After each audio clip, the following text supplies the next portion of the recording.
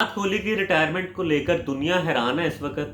जिस तरह उनकी रिटायरमेंट का ऐलान हुआ है, क्योंकि उनकी क्रिकेट अभी बड़ी बाकी थी और वो बड़ा सर्व कर सकते थे और बड़े रिकॉर्ड अपने नाम कर सकते थे। ना उन्होंने अपने 10,000 रन्स का सोचा है और ना ही उन्होंने फेयरवेल मैच जो उनको मिलना चाहिए था, जो उनका हक था, वो भी उन्होंने हासिल नहीं किया और रिटायरमेंट का अपने ऐलान कर दिया है। विराट कोहली से पहले रोहित शर्मा अपने इंस्टाग्राम पेज पर ऑफिशियली तौर पर रिटायरमेंट का ऐलान करते हैं और उनके बाद 12 मई को विराट कोहली की तरफ से भी रिटायरमेंट का ऐलान आता है और उसके ऐलान के फ़ौरन बाद बीसीसीआई भी ट्वीट करती है और जहां पर वो विराट कोहली का शुक्रिया अदा करती है। तो यहाँ से एक फील आती है कि कुछ गड़बड़ हुई है पर्दे के पीछे, जिसकी वजह से विराट कोहली ने भी अपने रिटायरमेंट का ऐलान किया है, क्योंकि उनकी क्रिकेट अभी बाकी थी। वो टेस्ट मैचों के बेहतरीन खिलाड़ी माने जाते हैं। नंबर 3 पर वो बड़ी देर से इंडिया की तरफ से बैटिंग कर रहे हैं। 15 साल से वो बैकबोन बने हुए हैं इंडिया की टीम के, लेकिन अचानक से उनकी ये रिटायरमेंट का ऐलान हो जाता है। उन्होंने अपने टोटल कैरियर में 123 मैचेस खेले हैं, जिसमें से 68 मैचेस में उन्होंने बतौर कप्तान जो है वो अपना खिदमात अंजाम दी हैं इंडिया टीम के लिए और भारत की तरफ से बेहतरीन जो कप्तान माने जाते हैं और कामयाब तरीन कप्तान माने गए हैं, क्योंकि 68 मैचेस में उन्होंने 40 जो मैच हैं वो इनकी कप्तानी में जीते गए हैं और 17 मैच जो है वो इंडिया हारा है और 11 मैच उनकी कप्तानी में ड्रॉ हुए हैं। जो परसेंटेज, विन परसेंटेज जो देखी जाए तो ये टेस्ट मैचेस में बहुत हाई है जो विराट कोहली की कप्तानी में विन परसेंटेज बन रही है। तो ये कामयाब तरीन कप्तान थे इंडिया की तरफ से और ज़बरदस्त बैट्समैन थे, फैब 4 का हिस्सा थे।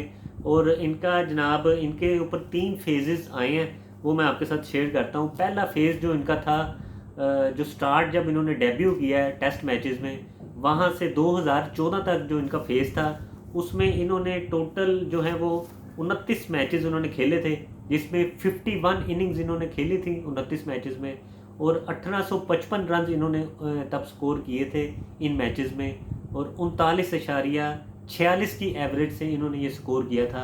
ये इनका पहला फेज़ था, नॉर्मल फेज़ ये माना जाता है, क्योंकि 40 की एवरेज वैसे तो अच्छी एवरेज है, लेकिन जो विराट कोहली की आगे फॉर्म लगी थी उसके हिसाब से ये नॉर्मल एवरेज मानी जाती है। इसमें उनकी 6 सेंचुरीज और 9 फिफ्टियाँ आई थी इस फेज़ के अंदर। जो दूसरा फेज़ है ये विराट कोहली का पीक फेज़ रहा है, इसमें ये कप्तान भी बने रहे हैं और इस फेज़ के अंदर इन्होंने 55 मैचेस में 90 इनिंग्स खेली है टोटल और 5347 रन, 5347 रन इन्होंने किए हैं। 63.65 की एवरेज के साथ ये स्कोर आए हैं और इस फेज़ के अंदर विराट कोहली के 21 सेंचुरी आई हैं और 13 फिफ्टियाँ आई हैं। तो ये जनाब इस फेज़ में 21 सेंचुरीज टोटल। वैसे अगर उनका देखा जाए तो 123 मैचेस में उन्होंने 9230 रन अपने किए हुए हैं 46.85 की एवरेज के साथ और 31 उनकी टोटल 50s हैं और सेंचुरीज उनकी 30 हैं, 7 उनके डबल 100 हैं और डबल 100 करने वाले भारत के ये पहले बैट्समैन हैं जिन्होंने 7 डबल 100 किए हुए हैं। और दुनिया में अगर देखा जाए तो हाईएस्ट जो है वो डॉन ब्रैडमैन, उनकी 12 सेंचुरीज हैं। कुमार संगाकारा की ये जनाब 11 सेंचुरीज हैं, डबल सेंचुरीज जो हैं। और उसके बाद तीसरे नंबर पर हैं ब्रेन लारा, उनकी 9 डबल सेंचुरियां हैं। और चौथे नंबर पर विराट कोहली आते हैं वैली हेमंड के साथ, कंबाइन हैं वो 7 डबल सेंचुरियों के साथ। चौथे नंबर पर हैं विराट कोहली। तो ये और भी रिकॉर्ड लगा सकते थे अपने नाम, इनकी क्रिकेट बाकी थी। ये 10,000 से ज़ायद स्कोर कर सकते थे और ये सेंचुरीज, डबल सेंचुरीज के रिकॉर्ड भी अपने नाम और बढ़ा सकते थे ये।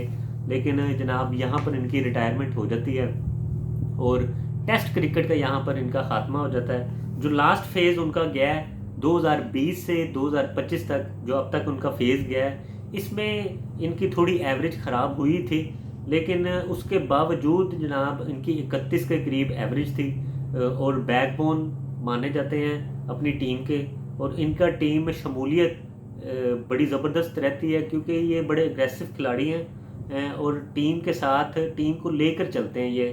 तो ये 39 जो इन्होंने इनिंग्स खेली हैं 2020 के बाद, ये 39 सॉरी मैचेस खेले हैं, उसमें 69 इन्होंने टोटल इनिंग्स खेली हैं, उसमें 2028 इन्होंने टोटल रन्स किए हैं और 9 50s आई हैं इस फेज़ के अंदर और 3 सेंचुरीज आई हैं। और जो लास्ट इनका टूर रहा है ऑस्ट्रेलिया के ख़िलाफ़, वो अगर देखा जाए तो वो इनका बड़ा नॉर्मल रहा है, क्योंकि 5 मैचेस इन्होंने खेले हैं ऑस्ट्रेलिया के ख़िलाफ़ और उसमें सिर्फ 190 रन्स कर सके हैं टोटल 5 मैचेस के अंदर, जिसमें से उनकी अभी एक सेंचुरी भी थी। बस मेरे ख्याल से ये जो एक फेज़ इनका आया है, ये थोड़ा नॉर्मल रहा है, इनका नीचे गया है, ग्राफ इनका यहाँ पर गिरा है, लेकिन ये ऐसे खिलाड़ी हैं जो बैक कर सकते थे और वापस आ सकते थे और बड़े रिकॉर्ड अपने नाम कर सकते थे विराट कोहली। लेकिन अचानक से ये रिटायरमेंट ले लेते हैं। अब देखते हैं कि इंडिया का कौन सा खिलाड़ी जो है विराट कोहली का जो नंबर है, नंबर 3, कौन सा खिलाड़ी संभालता है, क्योंकि कंसिस्टेंटली 15 साल से विराट कोहली ही तीसरे नंबर पर बैटिंग कर रहे थे और फैब 4 का हिस्सा भी थे। और फैब 4 में जनाब इनका जो सबसे ज़बरदस्त इनका फेज़ आया था, जो ईयर इनका रहा है जिसमें इन्होंने लीड किया, वो 2018 से 2019 का इनका फेज़ था। ये साल जो था इन्होंने फैब 4 में भी लीड की थी। इस साल में उन्होंने 59 इनिंग्स खेली थी और 3619 रन्स लेकर 65.8 जनाब इस एवरेज के साथ इन्होंने स्कोर किया था और फैब 4 में भी पहली पोजीशन हासिल की थी। दूसरे नंबर पर केन विलियमसन थे, उन्होंने 63.69 की एवरेज से स्कोर किया था उस साल। और उसके बाद स्टीव स्मिथ आते हैं, उन्होंने 63.43 की एवरेज से स्कोर किया था।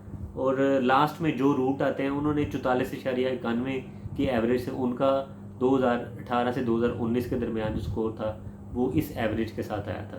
तो यहाँ पर विराट कोहली लीड कर रहे थे फैब 4 को भी, तो उसके बाद अचानक से उनकी थोड़ी एवरेज नीचे आना शुरू हुई है।